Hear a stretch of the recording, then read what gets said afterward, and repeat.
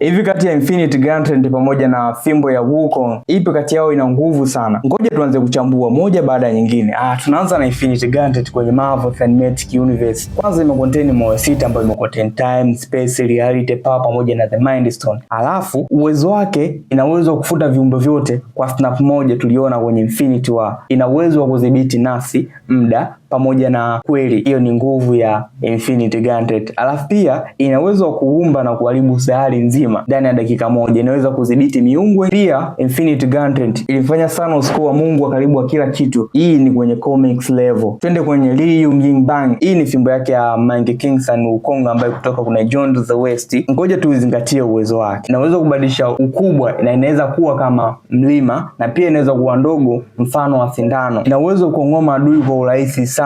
Inaweza kupasua anga na bahari. Pia ni moja kati ya silaha ambayo ina maajabu sana, lakini haiwezi kudhibiti wakati, haiwezi kudhibiti nafsi na haiwezi kudhibiti ukweli. Kwa hiyo tukienda kwenye kuhitimisha, Infinity Gauntlet ikiwa na mawe yote sita ina nguvu zaidi kwa sababu ina uwezo wa kudhibiti kila kipengele cha uhai na ulimwengu kuanzia time, space na reality pamoja na vitu vingine. Wakati fimbo ya Sun Wukong ni silaha yenye nguvu ya kimwili na ya kiutu, lakini si ya comics level. Hata ukienda kuangalia kwenye ushahidi katika Marvel, kuna hata viumbe kwenye comics level kama vile Celestials, Watchers, Galactus pamoja na ile waliogopa sana Infinity Gauntlet. Fimbo ya Mange King haionyeshi kufikia kiwango hicho cha mpaka Celestials kuweza kuogopa fimbo ya Sun Wukong. Yaani fimbo ya Mange King haionyeshi kufikia kiwango hicho cha kucontrol reality nzima. Mimi ni Thomas Bravo, ni mchambuzi wa movie na ongeaga movie kila siku. Kumbuka, hii hapa ni my option. Hii ni kutokana na mimi jinsi nilivyochambua. Wewe unaweza kuonyesha mtazamo wako pia.